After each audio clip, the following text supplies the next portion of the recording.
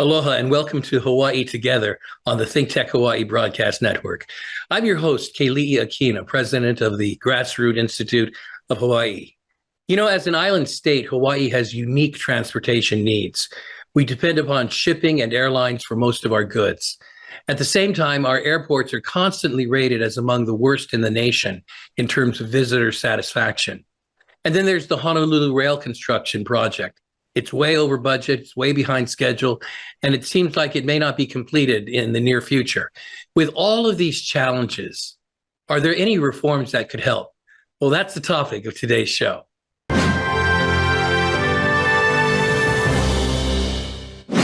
Joining me to talk about this important subject is Baruch Feigenbaum. He's a senior managing director of transportation policy at the Reason Foundation. That's a national nonprofit think tank based in Los Angeles, which, like the Grassroots Institute, is committed to individual liberty, economic freedom, and limited accountable government.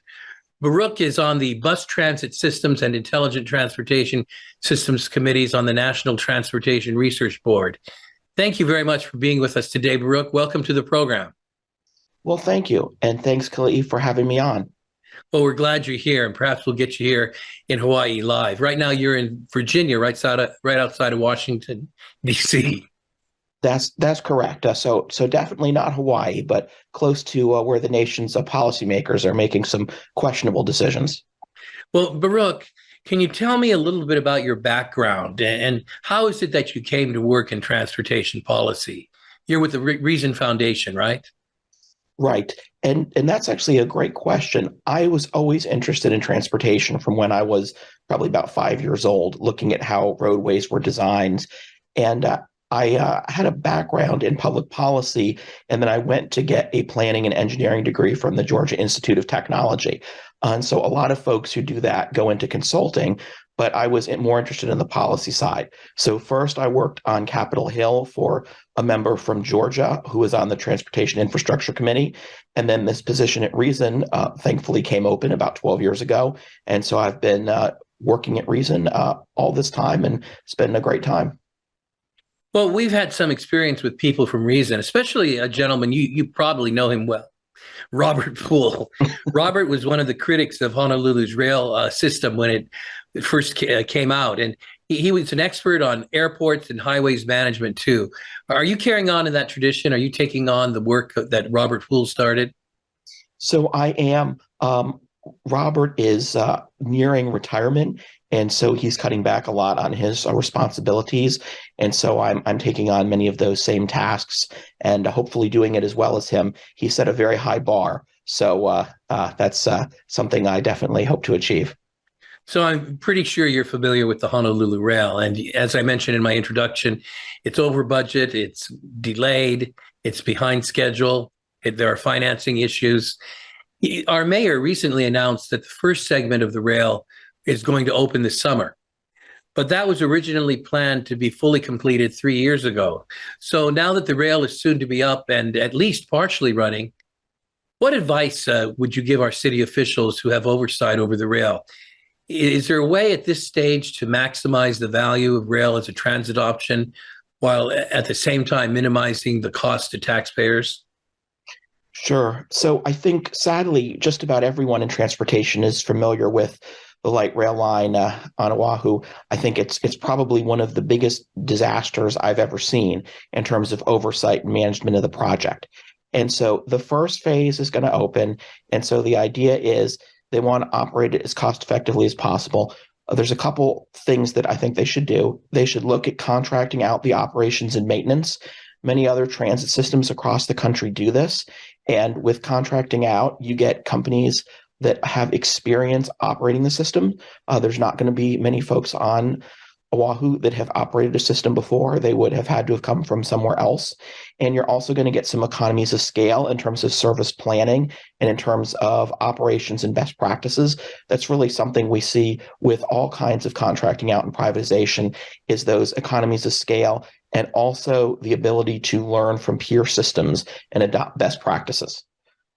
There's been a lot of up and down in terms of starts and finish starts that haven't gone as well as we had hoped with regard to the rail. At this stage, late in the game, are there any strategies that the county can take to really minimize the costs and improve the capacity to finish the project? I think at this stage in the game, the best thing to do would be to enforce the provisions of the contract they have with the folks building it. So that includes penalties for being over delayed. That includes making sure that there's quality control in the system. I will tell you, we had a problem at a rail line near where I am in Washington, D.C., where the type of concrete panels they used in the stations weren't actually built to specification. And if allowed to have, if the line were allowed to open as it was, those concrete panels could have come down and killed someone. So making sure that there's actually management and oversight of the panels. Sadly, there's not a ton that can be done at this point in time for the first phase, although I do think there should be some radical changes for the rest of the line. I was intrigued when you mentioned earlier that the Honolulu area rapid transit rail system has a national reputation and is known all throughout the country. I know you go to a lot of transportation conferences. You have many colleagues in the industry. Tell me a little bit more about that reputation that Honolulu has. Yeah, I think the biggest reputation is the delays. As you mentioned, the project is years behind schedule and the cost overruns in terms of being in the billions of dollars. It's not unusual for transit projects to be delayed or for cost overruns. In fact, transit projects are probably 50% more likely than highway projects to face those kind of problems. But something like this is really, there's really no parallel to it. And it looks like either the folks who were selling the project had no idea what they were doing, or they deliberately misled the taxpayers of Hawaii, or maybe both, because there's just no way that you can make engineering miscalculations along the type that have been made here. Because of the fixed stops of the rail system, it's going to have to integrate with other modes of transportation in order to really meet the needs of local riders. In particular, it will have to integrate with the bus system. Now, our bus system in Honolulu is run basically by the city. They have a private corporation, but it's a monopoly that requires close to $200 million in subsidies from the taxpayer every year. Let me ask you this question. For mass transit in general, whether it's rail or bus, what are some of the best practices around the nation? From your research, what works and what doesn't? Sure. So there's a number of things that the city could do to improve its bus system, or the state, or Oahu itself. I think the first one is, where possible, do more contracting with private operators, because there's an ability to keep costs down, or at least lower them from where they are, and also improve the service quality.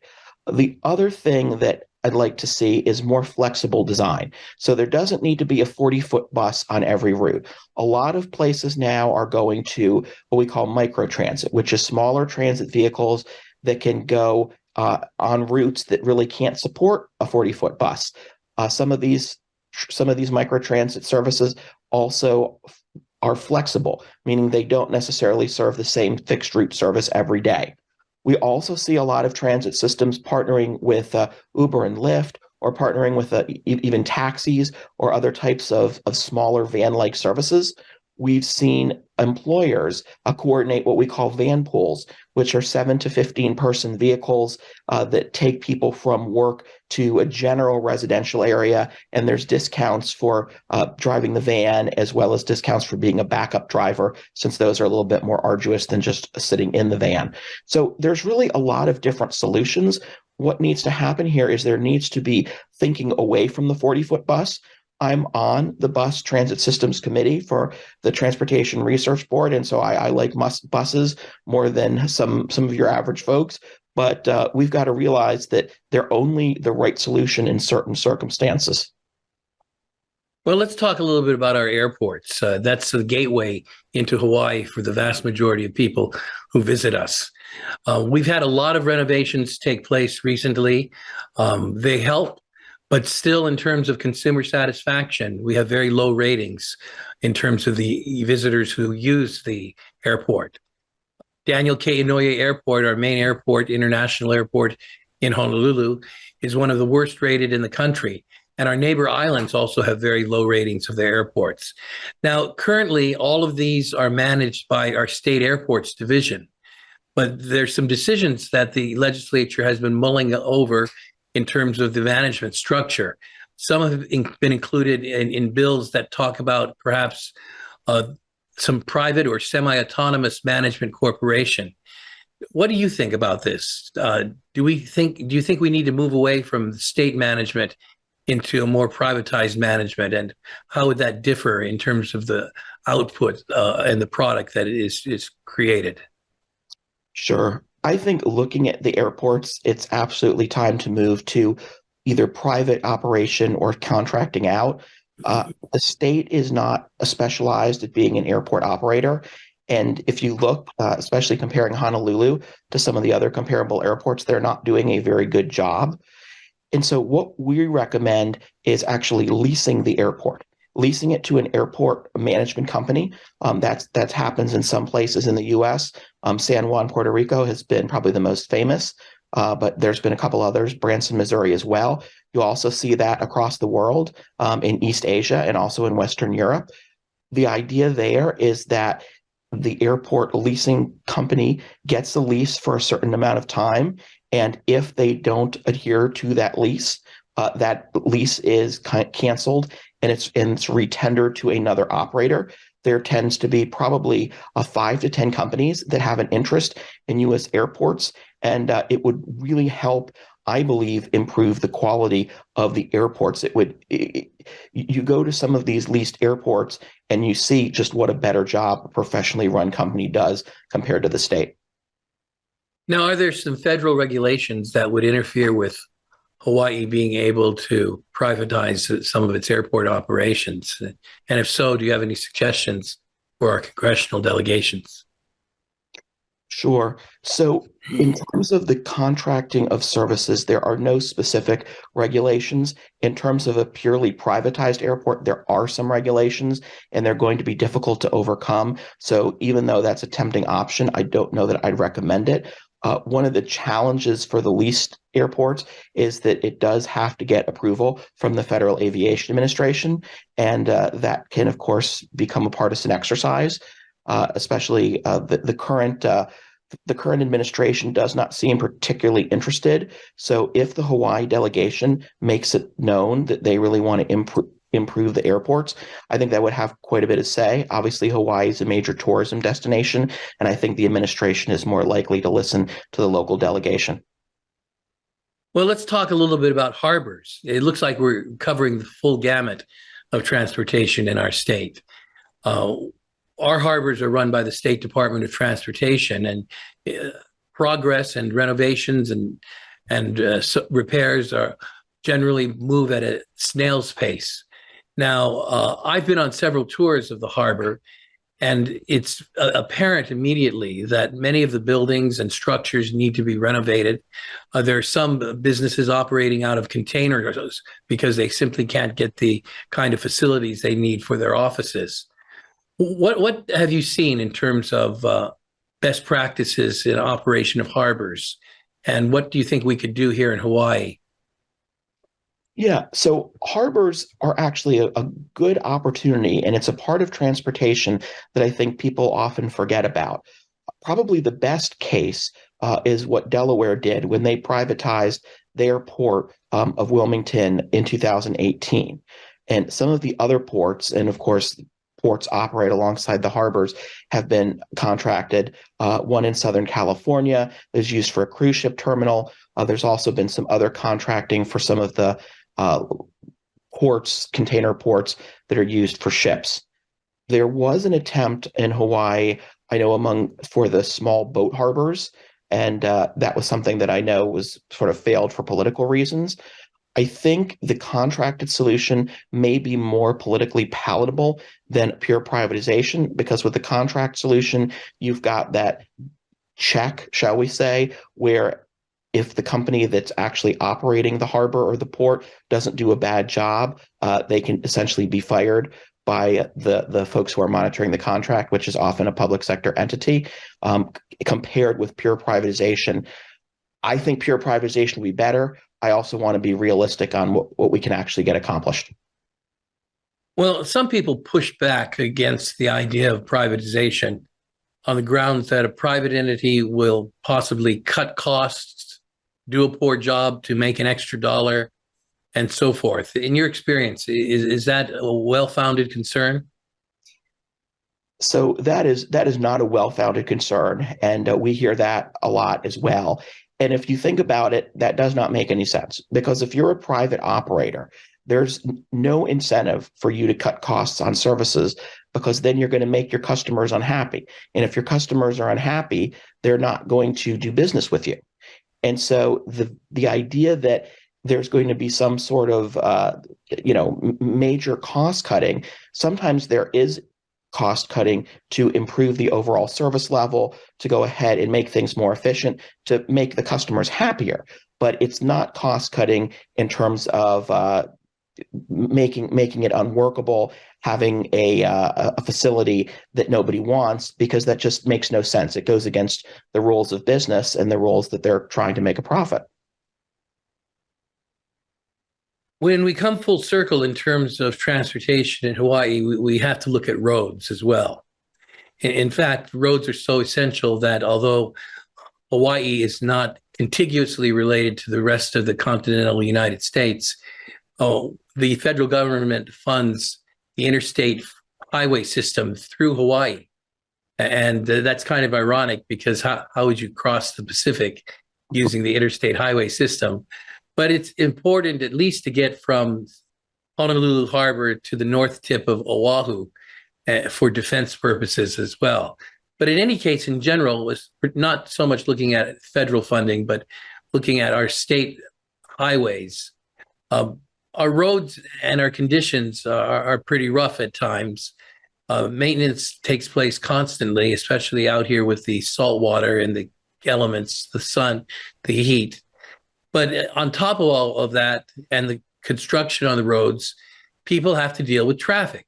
We're a small island, but rush hour traffic can be unnerving to many people who travel over an hour each way in order to get to work and from work.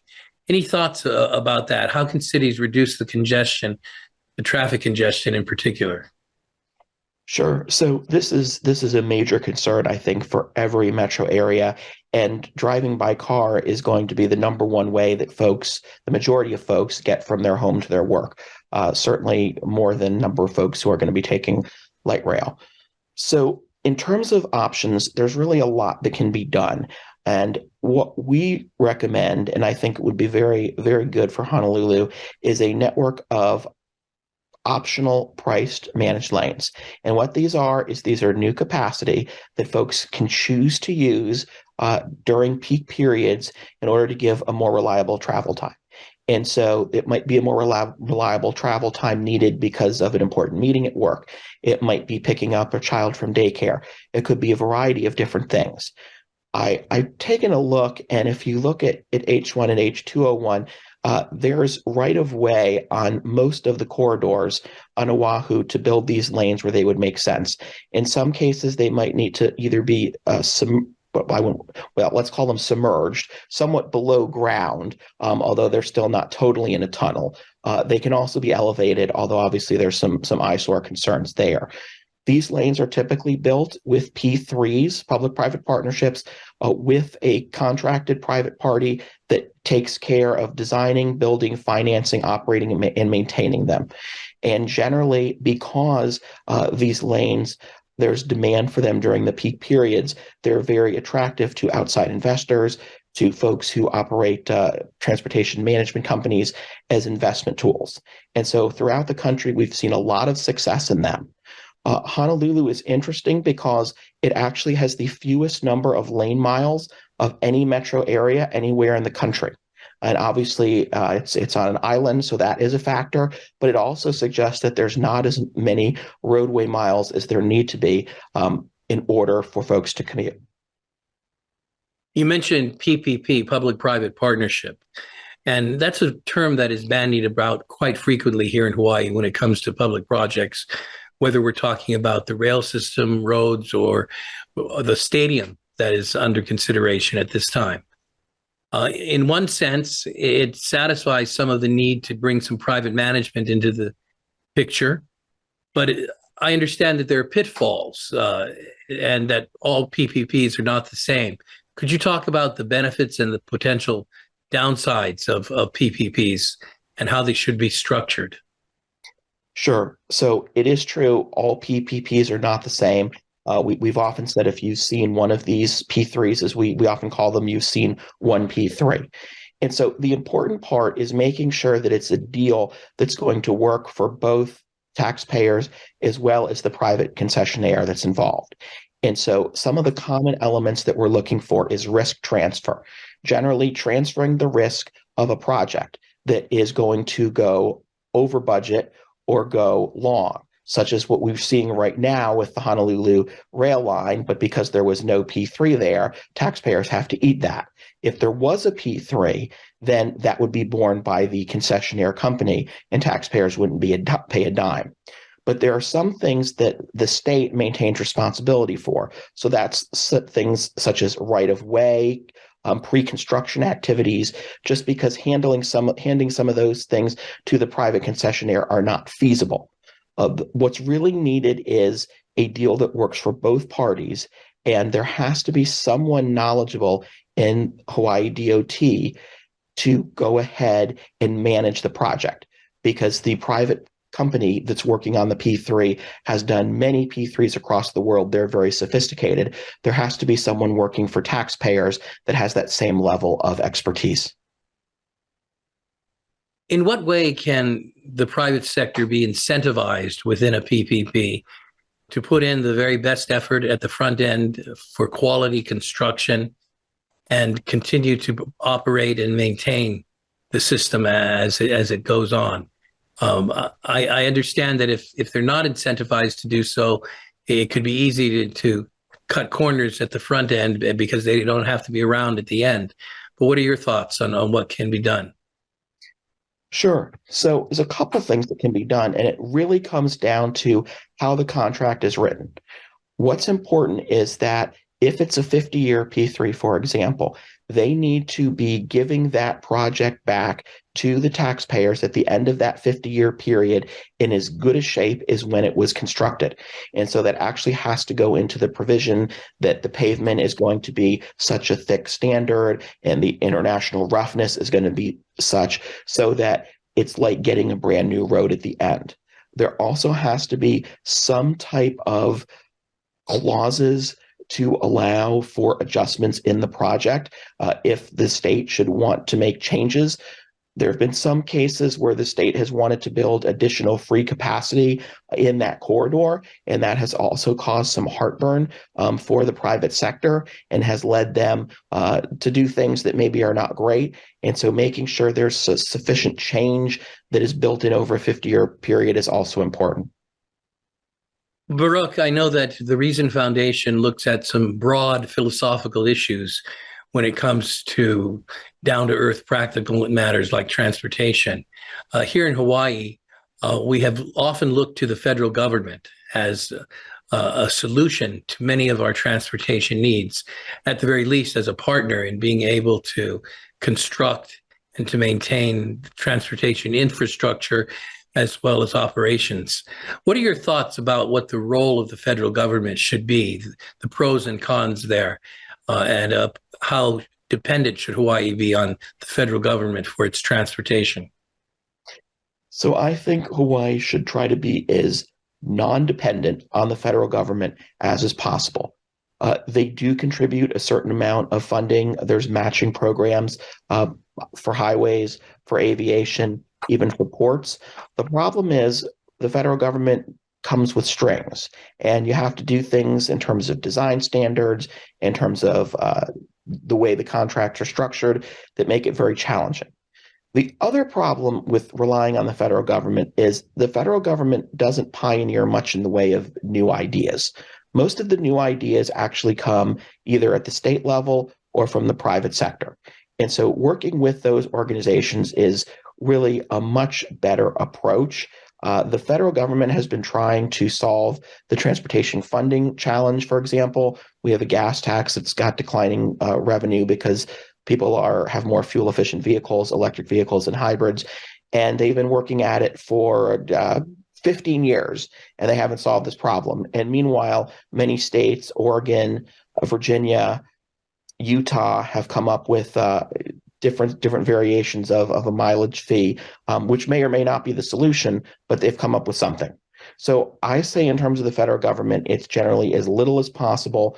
Those matching funds may seem tempting, but only take them if it's a project that you actually need. Well, Baruch, I want to thank you very much for your insight today. Very fascinating. And I look forward to chatting with you some more in the future. Appreciate you being on our show today. Thank you very much. It's been my privilege. My guest today has been Baruch Feigenbaum. He is the Senior Managing Director of Transportation Policy at the Reason Foundation. We appreciate his insights today. Thank you for being with us today on Hawaii Together here on the ThinkTech Hawaii Broadcast Network. I'm Keli'i Akina, your host. Until next time, aloha.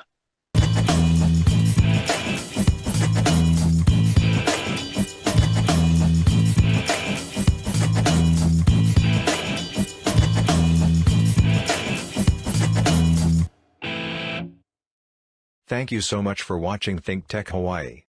If you like what we do, please like us and click the subscribe button on YouTube and the follow button on Vimeo. You can also follow us on Facebook, Instagram, and LinkedIn, and donate to us at thinktechhawaii.com. Mahalo.